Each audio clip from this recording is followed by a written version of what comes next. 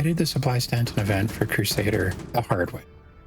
I did the freight contracts with the broken elevators, largely in the off hours. Picking the region of servers that had the least number of players gave me the best chance of actually getting a freight elevator without standing in line. I completed all 5 tiers of the rewards, but now I found an easier way with the new missions actually being released and usable. So in today's video, I want to cover off the easy mode way that I'm completing the other organizations and save you from having to actually do things the hard way, like I did. So there are essentially 2 different ways that I'm going to cover off today. And the first one is really available for just about everyone. At least you can rent a ship that can do it, so it really is available for anyone. And the second way does require a little bit of specialized equipment in the form of something like a Polaris. Now, it doesn't have to be a Polaris. It can be any large enough ship that actually has the defenses. You don't have to worry about it, but it does require kind of more of a specialty ship. So let's jump into easy mode number 1. Now, the first thing that you need to do is you need to go to your contracts. You need to go to whichever organization you're looking for. And what you're looking for here is the mission that's called the resource theft, the large cargo theft. So it should be worth about 150k. It's different based on the organization that you're actually doing this for, but it's the one that's 150k. And essentially this is the FPS mission. So there should be at least 10 8SCU boxes. So first thing you want to do is you actually want to quantum travel to the location. Now there's 2 different types of locations you're going to incur here. The first one does not have a quantum beacon.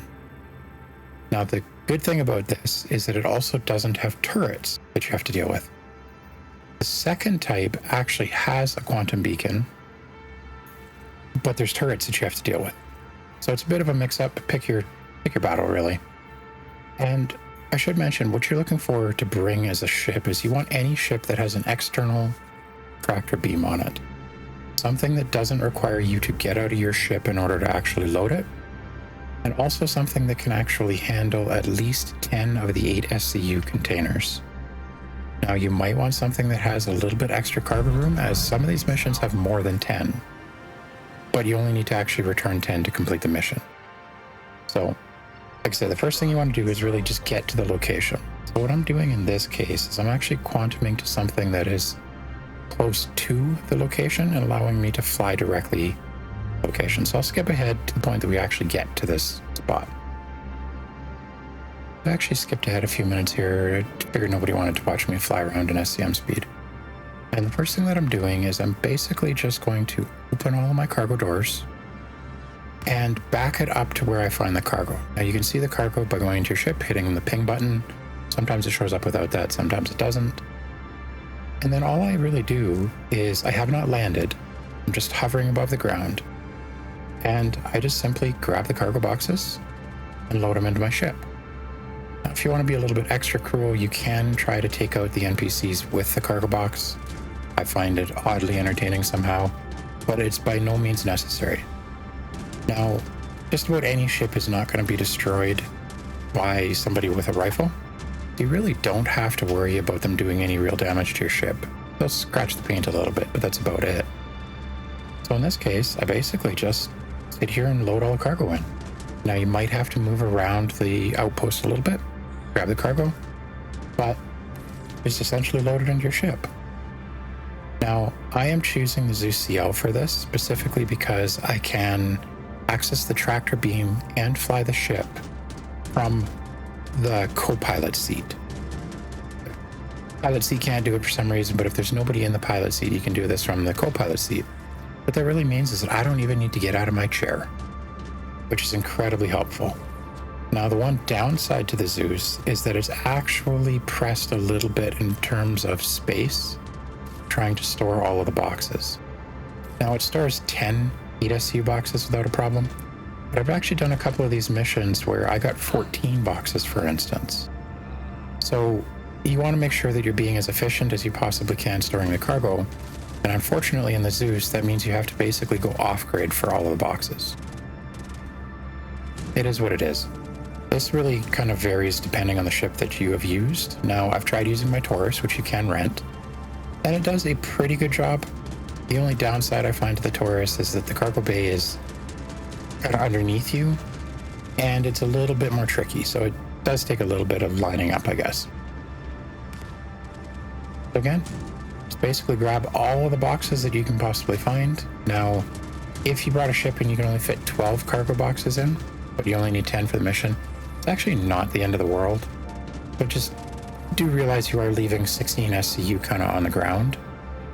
So, I mean, if you want to complete the event a lot faster, probably best to actually grab those.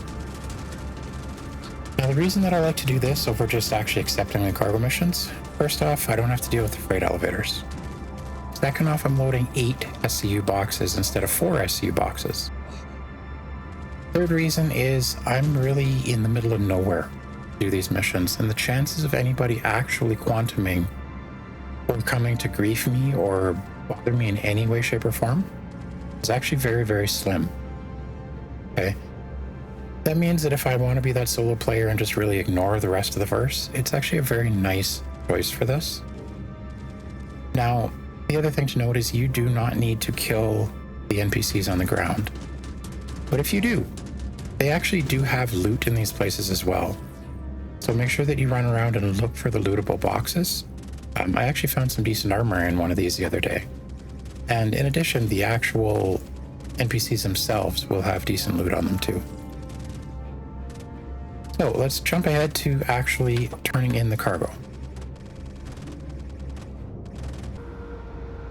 So I've jumped ahead again to actually Port Tressler is where I'm at right now. Land my ship so it's nice and easy to actually unload it, as you typically would with all cargo contracts. Now again, in this case, I will typically use the tractor beam that's actually on the ship. But there's one important thing to note. Because you're doing the cargo theft, it requires that you return 10 of the cargo boxes.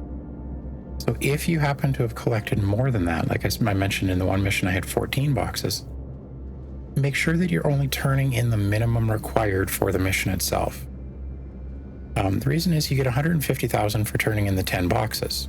If you turn in 14, you still get 150,000 out of those boxes. So I will actually turn in the 10 boxes that are required, submit the mission, take the generic mission that basically says just turn in cargo, and turn in the additional 4 or 5 or whatever you happen to grab. That will give you, depending, I think it's about 900 AUEC per SCU. Depending on the type of material, they're priced slightly different. But I think it averages at about 900, give or take anyway.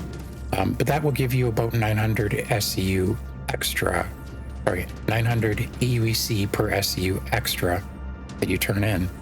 And it also allows you to count the additional SCU towards your goal of the station. Whereas turning in 14 boxes seems to actually just count them as 10. Now I didn't want to retry that situation, but it seemed to the last time that I actually tried to do that the one time by accident. So make sure that you're taking and submitting both of those missions in the case that you actually get extra cargo.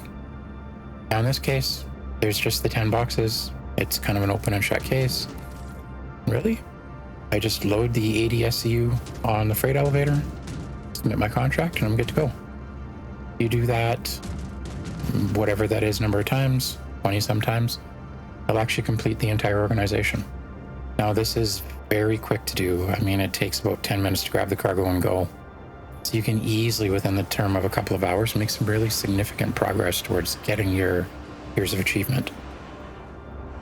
All right, now I'm going to jump into the second method, which I find to be a lot more efficient. But like I say, I'm using a Polaris to do this, so you do need a larger ship. All right. In this case, we actually need to accept a different contract. This one, again, choose your organization of choice, and you want to actually accept the large cargo rescue. Should be worth 127K.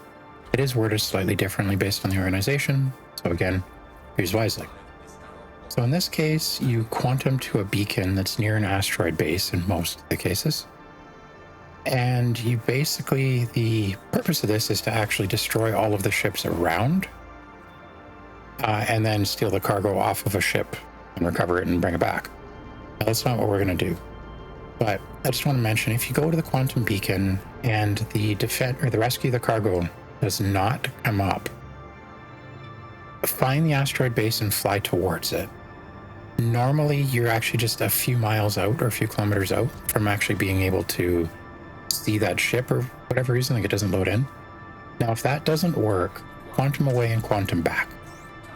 Those are the two things that I found to actually get the mission to spawn in your area. Now, as I'm flying in here, yes, I am missiling off some of the enemies. This is absolutely not needed in any way, shape, or form. And I'm really just doing it for fun. Me and missiles in this game don't go very well, so I mean, practice makes perfect. And in this case, I think I was actually too close to hit them. So, the basic idea here is you want to fly to the yellow marker, which will either be a Hercules or a Caterpillar. Position the hangar above your ship in a nice convenient place that you'll be able to get the cargo from the Caterpillar or the Hercules into your hangar. And then we're going to leave our ship. So I'll fast forward a bit to the point that I'm positioned, and we'll go from there. So I like to position my Polaris so that the Polaris is at a 90 degree to the Caterpillar, so that I can simply grab it out of the cargo bays of the Caterpillar, point straight down and throw it into the Polaris. You'll see kind of how I'm positioned right here. Now I've opened the hangar bay on the top of the Polaris, and I've jumped out of the airlock. Now, oddly enough, none of the enemy ships around you will target you. Now, I have been hit by accident. It's again why I use a Polaris, because I sleep in the med bay just in case. But they won't actually target you as an individual. I believe you're too small for the radars to actually see. So they will largely sit there and attack your Polaris. Now, you need to make sure that whatever ship you're flying this with is large enough that it can actually take those hits. In the case of the Polaris specifically, none of the ships that these missions spawn seem to be large enough to bring the shields down. So generally, I can do a bunch of these missions, fly back and repair for about 50k. Well worth it. I'm really not in this event for the money, so it's really actually not a problem to me. So all I do is box by box, I will grab it and I throw them into the hangar bay. Now, I find it very important to actually stack these nicely. Yes, it does take a little bit longer, but it allows you to take more of these missions without having to return back and actually unload. So the idea is really simple. You say, just grab them off your Caterpillar, throw them into the Polaris. Now, the one thing I should mention is if you step foot on the Caterpillar, they will attack the Caterpillar. That's not ideal because the Caterpillar often has the shields down, and it may not actually be able to take as many hits as the Polaris does. I mean, potentially you could probably use that to just try and draw some of the fire away from whatever ship you're flying in with. But I just find it best practice to kind of stay out of the recovery ship in general. And I just kind of EVA above the ship. Now, it is a little bit nerve-wracking in some of these situations, watching the bird fire fly by your head. But again, like I say, I've never actually been targeted or killed. I was hit once, but I was never targeted or killed by the fire. Now, I take the smaller boxes, but I know not everybody does. I tend to actually stack them way off to the side, and those ones I'm not so worried about them being nicely stacked. I do just kind of throw them over in the corner there. It's up to you whether you take them or not. I would take them off the ship, just so that it actually goes to the next stage in the mission. But you don't actually need to recover these, because we're not going to be completing this mission. We're actually going to be abandoning this mission. So, let's jump ahead to that. Once you've taken all of the cargo off of your first ship, simply return to your Polaris, abandon this mission. Do not return this mission or its goods back to Port Tressler or wherever you're supposed to take it. You just abandon this mission. Then you actually take the next mission. Similar name. You can take a large or a medium. I mean, you could even do the small if you want to do this a little bit more the hard way. And you just simply keep doing these missions in this way until you're full. As you can see in the Polaris here, I mean, I've done this a few times. I'm kind of getting a little bit full. So most of my cargo is actually stacked too high at this point. And there's a lot of SUs of cargo that you can fit inside of the hangar. I believe this is about 3 hours of gameplay, give or take, and it actually works out to be just under 1,000 SCU. So once you're bored of doing this, or once you want to return, or once you're worried about how your ship is actually doing defensively wise, like you may want to actually repair it from time to time, then you can kind of wrap it up. And in this case, you can see I'm pretty much running out of room. Like there is a bit more room in here, but I don't know if I really want to take on another mission.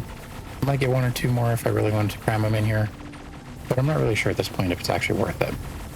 So I'm actually going to call this a day, and I'm going to head back to actually turn in my goods.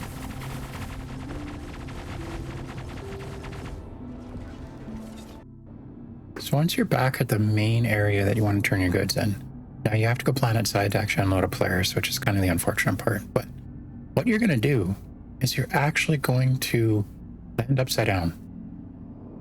I know that seems a little bit on the crazy side.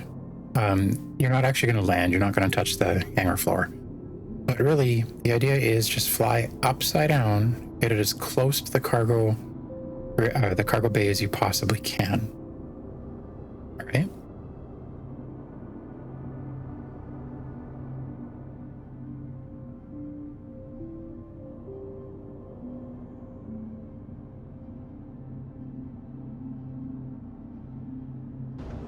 Once you're hovering upside down against the cargo floor, all you have to do is open up the hangar bay and toss the containers up or down, depending how you look at it.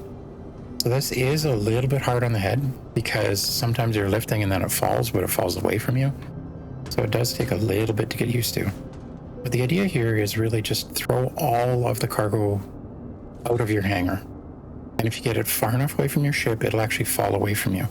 And you don't have to worry about stacking it nicely. Just get it all on the floor and go take your Polaris and actually go land it off to the side somewhere because you're not really going to need it anymore.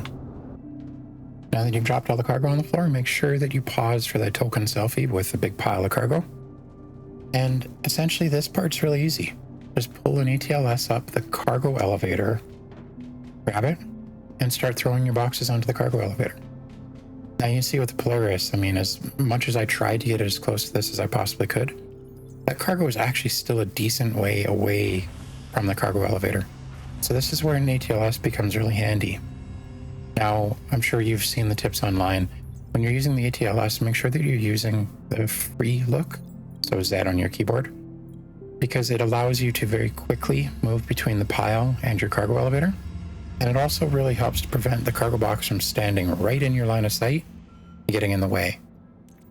You're also not waiting for the ATLS to actually shift back and forth as you turn, so it makes things a lot quicker when you're loading or unloading cargo. So just word to the wise there.